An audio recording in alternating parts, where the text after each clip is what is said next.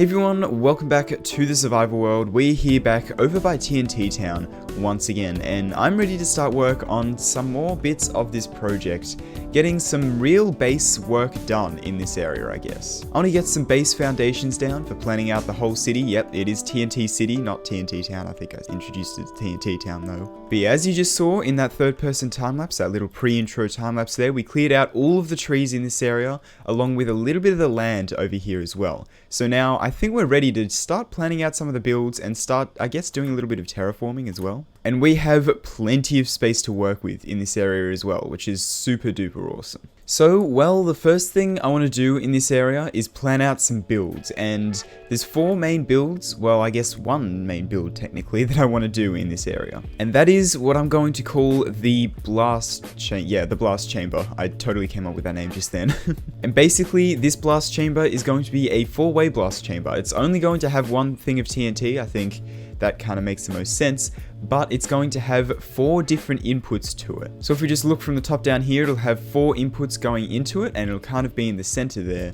And basically what it'll do is have, well, it'll be able to blow up a bunch of different blocks from a bunch of different farms. One of those farms will be a tree farm, obviously, because, you know, wood is always a good thing to have, even though if we head all the way over to the sorting system here, because we cleared out this dark oak biome, and we have also cleared out this dark oak biome here.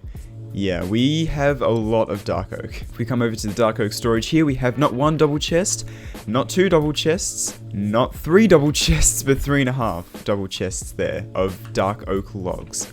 I don't even know what I'm going to do with all this stuff. We haven't done any projects with dark oak other than like maybe that bridge there and a little bit of the starter base there. We really need to do more things with dark oak. But yeah, anyway, back to the task at hand, tree farm. We're going to be building a tree farm, not in today's episode, but at some point I do want to build a tree farm. I also want to do a cobblestone generator and a basalt generator, so there'll be 2 separate inputs, I think. And I also want to go ahead and do a concrete converter. So you just place your powdered concrete in, it converts to, you know, normal hardened concrete, and then it'll go into the blast chamber and get blown up. I think that's probably a good idea. So as much as I want to get in and start planning the entire city right now, just go bang, bang, bang, I don't think that's going to happen. I need to know how the farms are going to be designed and how much room they're going to take up and all that kind of stuff before I can start planning out where all the buildings for those farms are actually going to go. So I think it's time to hop into the testing world and start designing a few farms. So I decided to start with the concrete maker because I thought it would be the simplest one to design. And while I did have a couple issues with not knowing how concrete actually converted properly, it did go pretty smoothly. And it wasn't long until I had a fully functional design. Alright, so now onto the cobblestone generator. This one was actually surprisingly easier. I thought it would be a bit harder to come up with than the concrete converter, but it would actually turned out to be easier. My first idea for how this could work totally worked, so that meant the designing process was very smooth, and we had a fully functional farm in no time at all. Now the basalt generator. This did not go nearly as smoothly as the first 2. There were a couple other iterations which I will show off in a little bit. After I came up with this design though, which I kind of stole a little bit from Ilmango, the concept at least, it went decently smoothly and wasn't really too hard to come up with a working design. Definitely harder than the other 2 though.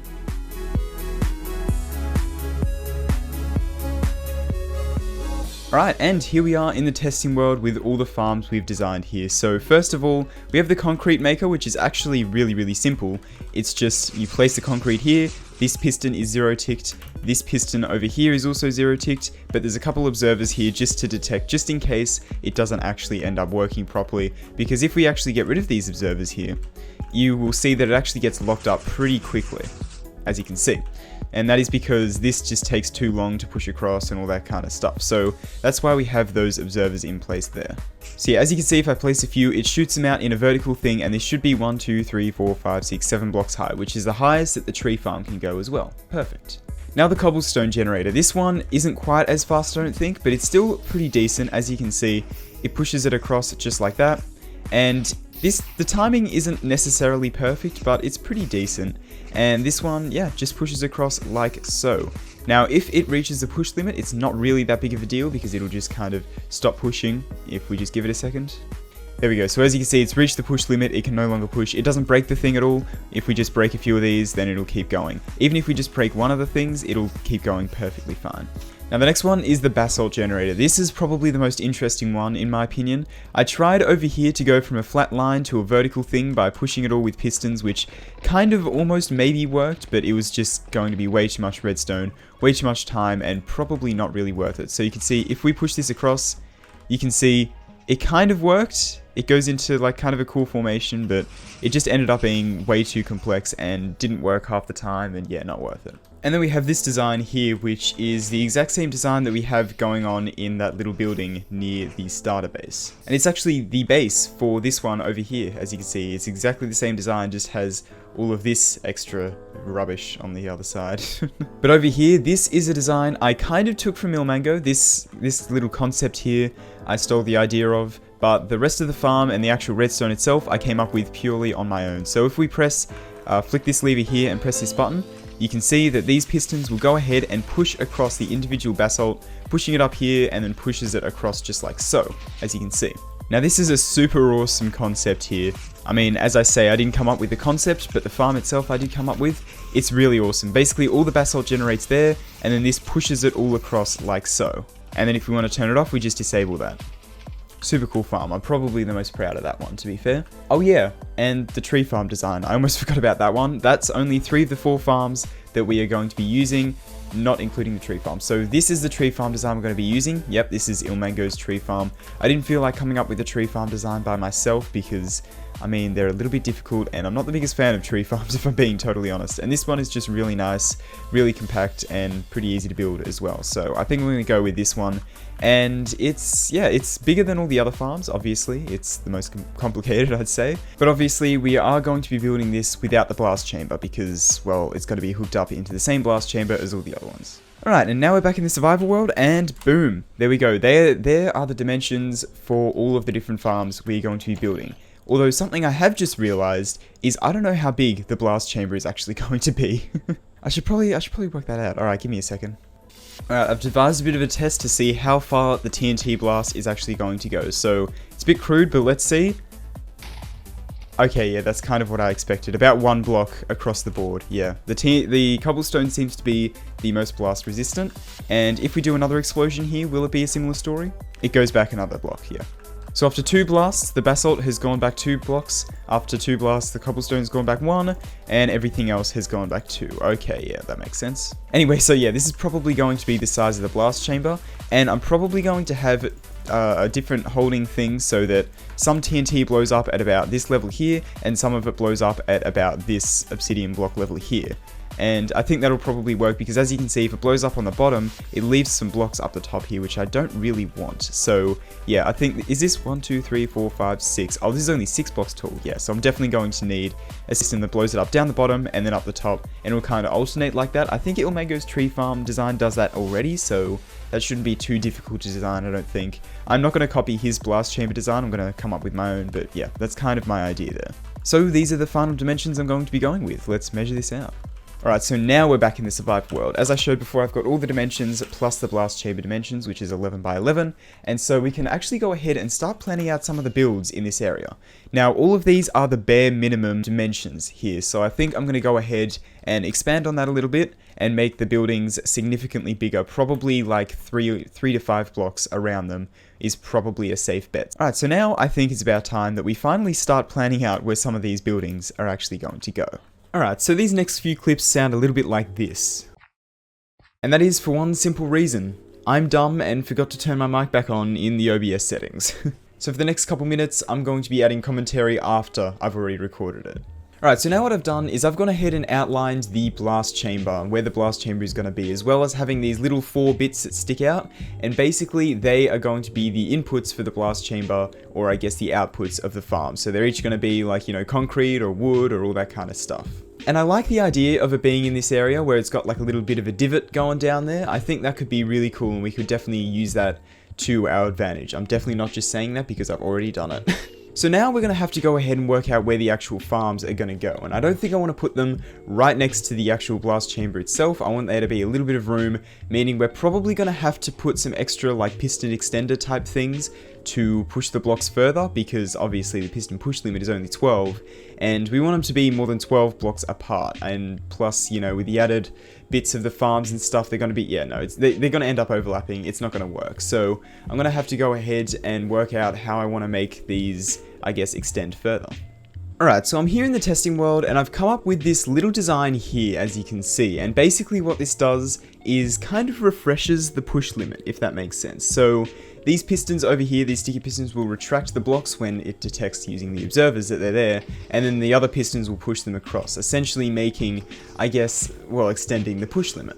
Now we can also go ahead and do it at, you know, a right angle, just by having one piston instead of the sticky piston and the regular piston, but this is specifically for a straight line, and it is a little bit bulky, so I'm not super happy about that, but I'm sure we can figure out a way to hide it with, you know, some cool looking builds and all that kind of stuff. So yeah, I'm not going to be building any of these in today's episode. I just wanted to prove that it's possible to build some of these, and that we will be able to build them in our world here. So now I guess it's just time to hop back in and start planning out the paths for all the blocks where they're going to go from the farms into the blast chamber. Alright, and that is exactly what I've done. As you can see, we have some crazy looking paths coming out from this center bit here. Now I have abided by the push limit on all of these, and used only, I guess, pathways that we'd be able to actually physically do. So I think that should be all good, and they all lead up out to areas where we'll have plenty of room to build the farms, which is always good. So yeah, now I guess it's just time to go ahead and plan out where the actual farms are going to go themselves, and I think I'm going to continue this little dirt scaffolding type thing where I'll build out a square to represent where the farm will go. Now of course, when I build these squares out, these are the bare minimums for the dimensions of the farms. I do want to probably build the buildings a little bit wider than them, instead of, you know, having it all cramped around the build itself. Kind of similar to what I did with the spider farm, give it a little bit more room than I need to. And that's why I've left plenty of space between the farms and between them and the blast chamber and all that kind of stuff, just in case we want to have like even 3 air blocks of space in between. Now that I've planned out all of this, I think it's time to plan out where the actual builds are going to go, and for that I'm going to have to reference the testing world once again to see, you know, whereabouts these things come out from each farm and how big the farms are relative to those, because I mean, I've got the dimensions of the farms. I don't have them on hand because it's been a couple of days since I recorded that other clip, but I do have the dimensions, but I don't know where they are relative to, I guess, their outputs. So I'm going to have to figure that one out, but that shouldn't be too big of a deal. Alright, and there we go. So I have planned out a few more of the farms here, as you can see, and I did account for how far in these blocks need to go in terms of the push limit, as you can see. So if we just kind of walk around here, you can see that was the basalt farm there. This over here I've decided will be the concrete maker, because, I don't know, it'll be the concrete maker. Over here is a tree farm, it's a lot bigger, and I feel like it would help fill in this space a little bit more, and plus, if I put the tree farm here, it would probably rub up shoulders with the basalt farm a little bit, and of course the cobblestone generator all the way over here, as I said before. So yeah, that's basically my idea for what I want to do all the farms in this area for. I can probably do some other farms nearby, like probably next to the tree farm, maybe in this space over here I could do like a massive cactus farm or something, put all of the drops into a composter for the bone meal for this thing, or, you know, stuff like that. There's definitely other farms I could do in this area, some of which will probably not involve TNT, but will just kind of help run the other farms in this area, I'd say. So now that I've built out some of these plans, I need to start trying to figure out how the land is going to look around these things, because I want to try and start terraforming this area and making it look a little bit cooler. So yeah, I have an idea for this central bit. I think I want to dig out kind of a cylinder type shape going around here into the land, and I think that could be really cool. So I might start with that one. It'll probably only go like 2 blocks lower than, you know, what this is here, so probably just down to like this level here, something like that. So I think that could be quite cool. So yeah, I'm going to go ahead and start digging out a little area below this to start off with. Alright, now we're going to use the last firework here, but we should be fine for that. So I've gone ahead and dug out a little area around here, as I said I was going to do. Just a little cylinder type shape, as well as a little walkway around it, because I do want to have a walkway around it. The only issue is that the tree farm comes very close. This beacon also comes close, but this is only temporary. The tree farm only just clears it, as you can see. If we build this down, it literally goes in line with the edge of the pathway here. And I'm not really a big fan of that, if I'm being honest.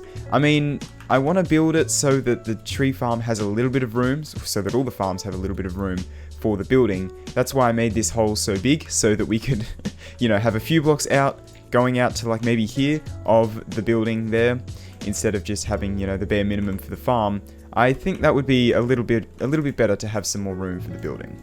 So I think what I might do is shift the tree farm a little bit back by putting in one of these little things here where it goes across and then goes back across. I think that's how we're going to have to do it here, because this is actually the maximum push limit for this area over here going into the tree farm. So yeah, that's a little bit annoying, but we should be able to push that back a little bit pretty easily. So yeah, let's do that. And there we go, we've just removed the last couple blocks there, and as you can see, the tree farm has been pushed back a decent amount, and honestly, I mean, it takes up a lot more of this room now, which is probably a good thing. Yeah, it's probably a good thing that these are taking up a little bit more room. So yeah, as you can see, we have all of the farms mapped out here, and they should all have enough room. I'm a little bit nervous for these two that are right here, but it should be fine, honestly. Even if we have 3 air blocks before the actual farm itself, I think we should be good, right? Yeah, we have a 2 block gap in between. Even if we have a 3 block gap, even if like the walls are 3 blocks thick, for example, we should be perfectly fine with that. Now I think what I'm going to do is I'm just going to go ahead and go a couple blocks out from the inside of this. So this is the block here, and then we're going to go 1, 2, and then maybe to here. So there should be 2 air blocks in between, right? Yeah, I think that's probably good. Now let's go 3 air blocks in between, may as well. And yeah, so let's go 3 air blocks in between, and let's build out a bit of a structure going around these farms. And by a structure around it, I mean something along the lines of this. So I've just built up a little bit of a base for what this building is going to be, and I think I'm going to go ahead and start just building up a little bit of like a scaffolding type thing, but with dirt, not actual scaffolding. I feel like scaffolding might make a little bit of sense here, I don't know, but I'm just going to go with dirt. And I think, I don't know how high I want to make it. Probably not that high. Maybe I'll just make it go to the same level that this is at. This is just an arbitrary level. I didn't pick this for any reason. I just pilled up a certain amount of blocks, thought that looks good, and then built it there. Doesn't necessarily mean the farm is going to go at that level, but yeah, I don't know. I don't know what the level the farm is going to go at, or all the farms are going to go at, but I'll work it out later. For now, I'm just going to build up a little bit of a dirt outline around a bunch of these, and I'll be back with you once I've done that. Alright, and boom. Look at that, that looks super solid. I built up all of these foundations here along with some things around, and it's looking really crazy. Like, it's looking really, really cool, like almost like a spider's web from the top if we just turn around here. Look at that. That is awesome looking. I'm so happy with how this is going. Obviously, this is just a dirt scaffold, and, you know, it's not an actual final build. If this was a final build, I would definitely not be happy with it, but it's kind of similar to, if you remember back to when we were building the Witch Hub, which is actually just over here, which I've discovered in today's episode. The Witch Hub, here it is. You can see there's some evidence of the dirt scaffolding there. It's probably going to be a similar thing for that over there as the Witch Hub. I built a dirt scaffold to try and get just the general shape of how I want this thing to turn out, and I mean, I did end up following that shape pretty closely, so it's probably going to be a pretty similar story for, you know, TNT Towers over here. Yes, I do actually want to call it TNT Towers, that's such an awesome name. Yeah, if we have a bunch of buildings that look similar to this, obviously a different design, but look similar, all in this area here, that would be awesome. And in terms of the entire town itself, this is going to be the main build. I mean, it's a bunch of different builds, but this is going to be the main kind of section of it, I guess you could say. And obviously, we are going to have some other stuff in this place. I mean, this is a pretty big open area over here. We can definitely put a couple things over here. I mean, as I said earlier, with the cactus farm going into, you know, the composters for the bone meal, that could definitely be a really cool addition to make. And yeah, I think that would be really, really awesome. Just a few extra things. So yeah, I'm pretty happy with what we got done in today's episode. Let's go over to the comment of the day.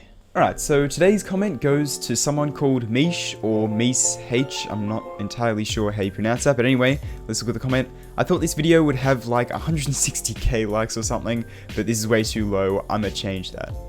Alright, first of all, 160,000 likes, that is a lot of likes. I mean, I really appreciate it. I really appreciate that support, but geez, that is a lot of likes. I mean, I'd be happy with that amount of views. I'd be happy with half of that amount of views. I'd be happy with 1,000 views on one of these episodes, but anyway. Also, I'm gonna change that. Please do not like bot on my videos. I'm kidding, of course. I'm sure that's not what you meant, but yeah, I just found that comment interesting and also very supportive. I really appreciate that. So I think that's going to just about do it for today's episode. I really hope you enjoyed. I'm trying to get back to a kind of regular schedule. It's not going very well at the moment, but I'm trying to work out stuff with, I guess, the editing style and the recording style and all that kind of stuff. And I really, really do want to get back to regular content on this channel and, you know, making those snapshot videos has really messed me up, and along with live streaming and a couple other things going on in my life has made it really hard to actually get back to making regular content, but I really want to do it. You have no idea. I really want to get back to regular content. But yeah, anyway, I think I'm going to have to go ahead and end this one off here today. I really hope you enjoyed. Please consider liking the video and subscribing if you enjoyed it that much, and I will see you in the next one. Goodbye. That was a shoulder click. I don't know if you heard that.